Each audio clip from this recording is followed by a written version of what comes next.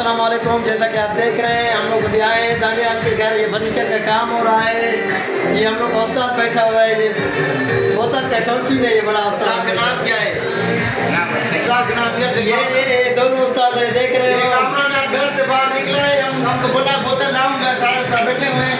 अभी रात को कामरान जुर्माना है, बोतल लाएगा। ठीक है, कामरान लाओगे नहीं? इंशाल्लाह इंशाल्लाह इंशाल्लाह। ठीक है ना?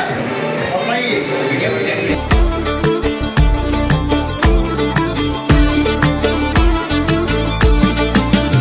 ببوسم بهانه و یک شور و شراره شکر در لب جانان چه شیرین مزه داره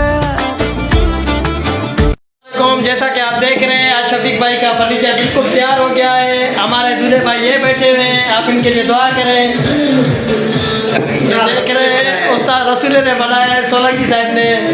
ये देख रहे हो आपने, इसे चट्टियाँ लगाई चटनियाँ लगाई।